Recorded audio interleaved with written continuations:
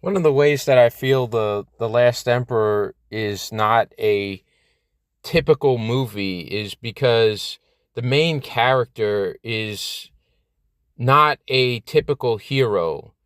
Whereas you might have like a superhero movie or a historical epic like Spartacus or Ben-Hur, where the character faces some great adversity and persists through it, and everybody and himself is made better through it. The Last Emperor isn't a typical story like that. And this is one way that it stands out, and I think it's actually more realistic in that way. It's more relatable to most people. And I want to focus on specifically the exit of Puyi from the Forbidden City, because I think that this is a critical moment in his life, and a lot of people have that kind of critical moment in their own life. So we get to the part he's now transitioning from a teenager to a grown man, and things are up in the air. He still has some pull as the last emperor of China, just such a title as there ever was to be bestowed on somebody. He still was that person, even if he was 3 years old when he was coronated, and still a young child when he lost a lot of that power. So he has that behind him. He has a changing world going on in front of him, and where there's different actors, there's different things happening.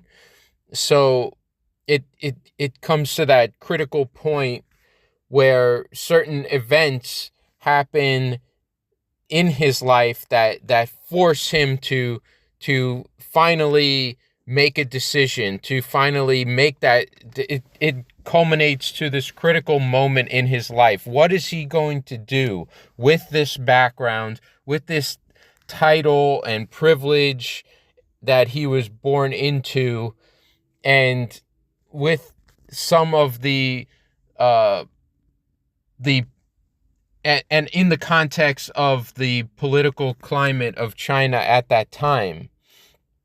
So he's he's now forced to leave the Forbidden City. It just happens around him, and he's like a wild card now. He's another political player in the complicated politics of China and the world at that time. So, as I said before in another podcast, we things could have turned out differently. He could be a household name if things had worked out differently at this time. And as we know, he goes through a period of time where he's considering different things, where different political players are working on China, are have a hand in what's going on in China. There's all kinds of imperial powers around China, the British, the Japanese, and as we know from history, there were other European powers there. The Russians were to the north. There's a lot going on at this time. So he could have taken different paths right at this critical moment. It's between World War I and World War II. And he makes the decision to stake his future on what the Japanese have to offer him.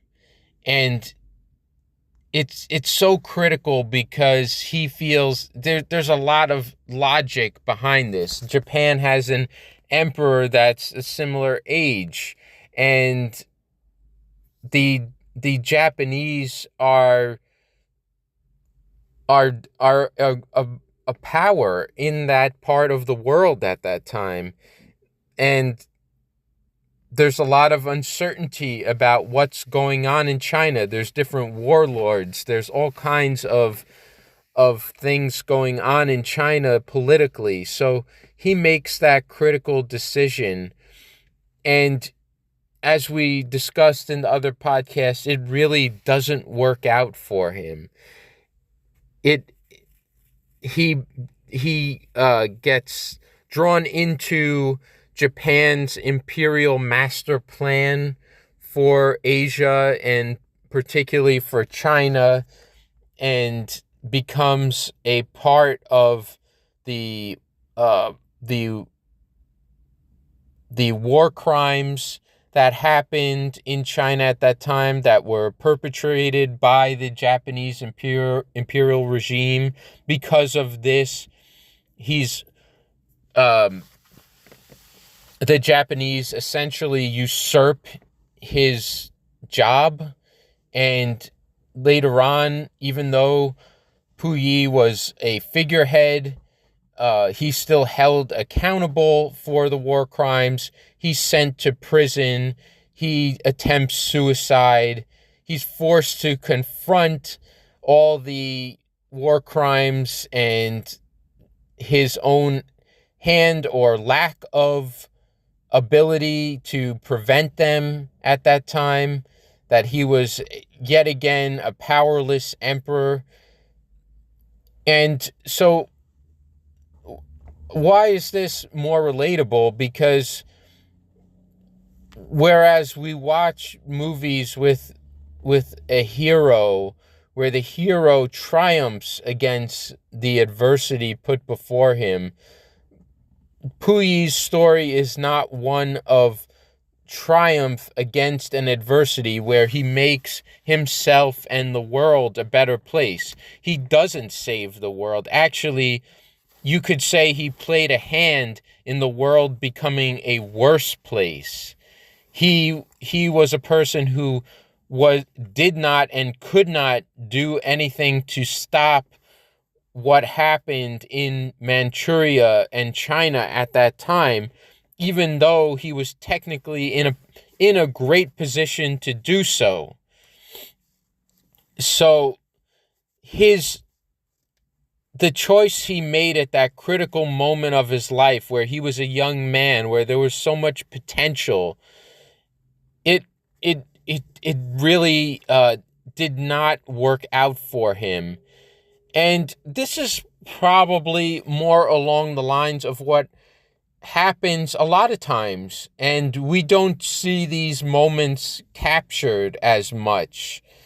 And maybe that's why the hero genre is so alluring to people, is because we want to support the hero in their fight.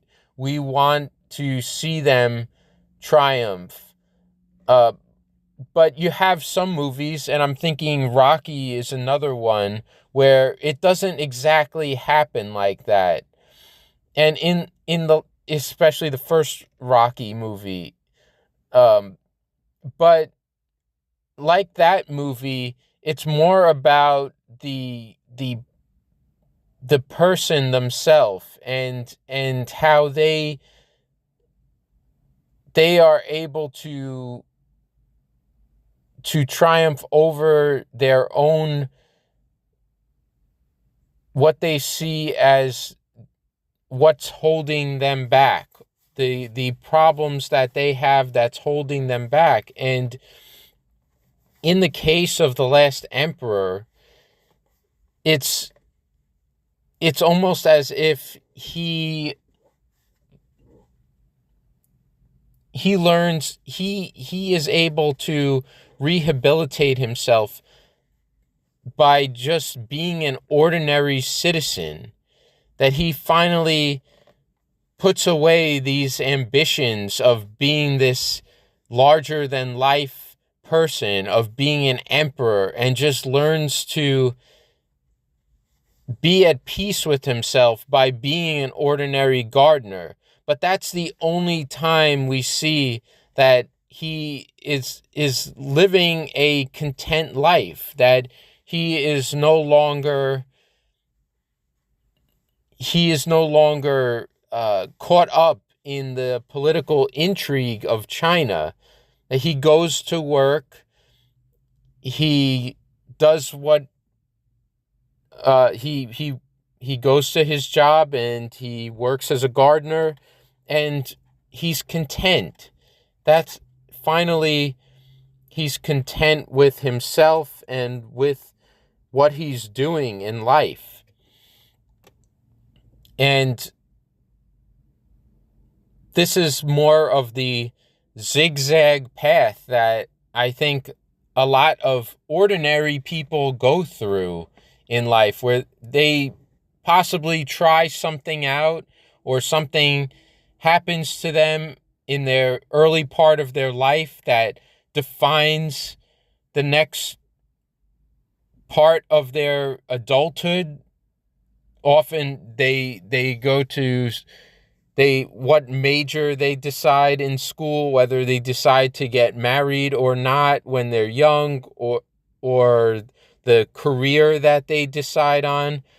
Often that's the idea. People get out of high school, get out of college, they make some kind of decision that's going to define the rest of their life as an adult. And we don't all triumph from it. We don't all get out of it as heroes.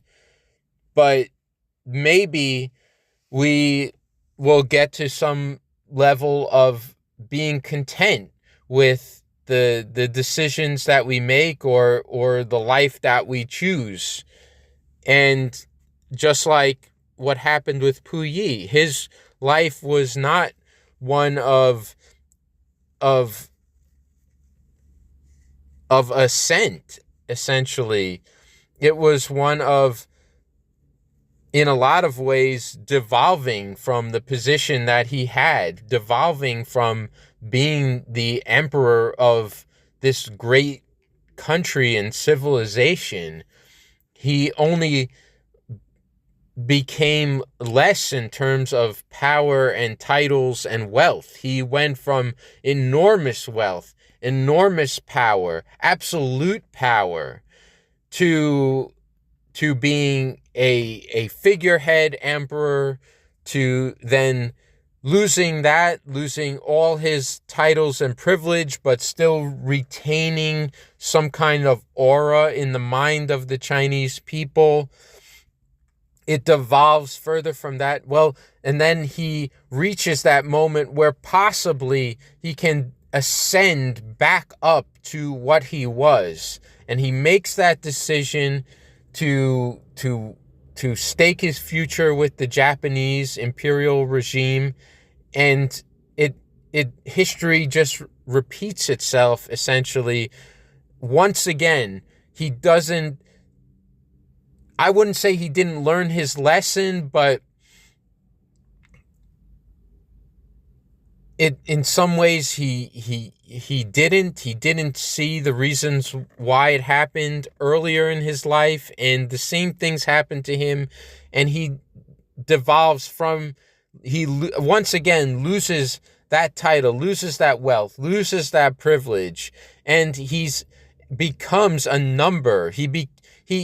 It's striking that not only is he no longer even a emperor, he's no longer even a person. He's referred to by his number in the prison. That's how much he's lost. It's a reflection of how much he's lost. And it hits even harder. He gets down to suicide, and yet, as we've said time and time again, he goes through a period of rehabilitation with help from the governor, and he reaches finally that level of satisfaction, of happiness or contentment, whatever you want to call it. This is quite a zigzag path to go through in life, and an unusual one. But I think it is probably closer to what many people experience in their own life, where they're not destined for something like the typical hero, or it's presented in that way, that there's some kind of mission before them, and they will face adversity, but they will triumph through it, and save the world, as happens a lot in a lot of typical stories or movies. So this is not one that ends like that. And that's why one of the reasons I think it's so fascinating and so great. I'm interested in this story. I'm interested in where he goes. And it I think that the flashbacks in the movie, the way it's edited, where it opens with him as a prisoner, where it automatically gets me to think, how did he get here? How did he get to being a prisoner trying to kill himself in some remote prison in China from being the emperor? So that's one of the reasons I think this is a unique story, and one that's worth listening to and talking about. Just the way that life often is for people, and a lot of people can possibly relate their own experiences to this movie, the different ways things can go, and how much it was within his control, within his power to make his place in the world, in world history. Of course, he was given that title by the Japanese, and probably there was some way for him to be an actual emperor in Manchuria. But of course, the Japanese were the ascending power in that part of the world, and they always had their own ambitions. And this is the case too, where yes, where sometimes there's circumstances that are around us that we cannot control, and there are ones that we can control, that we can make better decisions, and then we can look back and question whether it was the right or wrong decision. So that's part of this fascinating story, and you might not think you have a lot in common with a monarch who lived over 100 years ago. But maybe when you look down on it, there is more in common. So that's it. Just some more things to think about in this fascinating movie. Leave a comment if you agree or disagree, or we'll have a discussion. And if you like it, you want more people to hear about this movie and discuss it, hit the like button. Please subscribe. I'm going to have more videos. Thank you.